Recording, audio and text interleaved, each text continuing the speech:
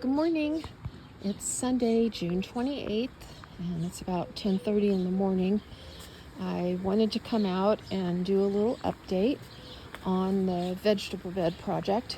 I did want to mention that the old cherry tree, the trunk was finally getting pretty unstable. We decided not to take down the bottom half of the trunk, or the bottom part. It's hollow, but it's still stable.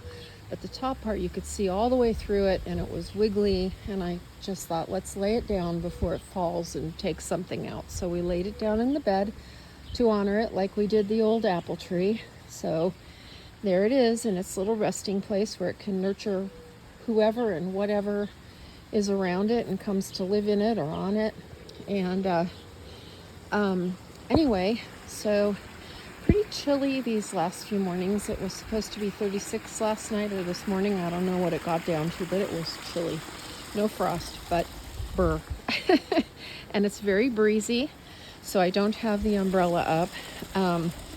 But I wanted to come over and show you what's been going on. And so here's the deck that was the original deck, with the boards from the second deck flipped over and put on. So all the rod on the deck is all gone, all repaired or replaced. And then this step was added, and we moved the planters. I mentioned this in the other video, but I'm just going to say it in here, that we moved the planters that were on the deck in front of the carousel horse that used to have kind of a seat that went between them. The seat was getting pretty warped and fragile, so we took that off and just moved the planters boxes down here. And in the back barrel are the lemon cucumbers, and they're doing pretty good. And in here is the new vegetable bed structure and beds that we put in. This is where the other deck was, and all the boards that were used here on the planter boxes, those all came off the original deck, and so that was a great use for them. The structure was a gazebo that was recovered from over at Tom Brother Mike's house. It was just buried and rusting away, and so we used that as our structure for over here. And like I said, the boxes were from the old deck. So other than the soil that I purchased and the plants that went in, plants and seeds, the total cost for doing the structural part of this was $11 for the screws. So that's pretty awesome. Oh yeah, and the rocks, those were reclaimed from Mike's too. Those were buried and piled around. And this was the last of them, these big paver stones. So I put these down over here for maneuvering through the garden. And then Sandra very kindly gave me some cute little viola guys, and I've tucked them in, and hopefully they'll do pretty good. So everything's really happy over here. A lot of this stuff I bought really early with the intention of planting, and it stayed in the sunroom for a long time, and then went out during the day and went back in at night, but it's really happy. And so I did the three sisters. They're not in the same holes, but the three sisters, the corn and the beans and the squash. And I thought this would work well as far as placement in this bed, and everything was really happy. There's some zinnias. These are some radishes that were seeds that Sandra saved, and so they're in here, and we can thin those if we need to. Probably will.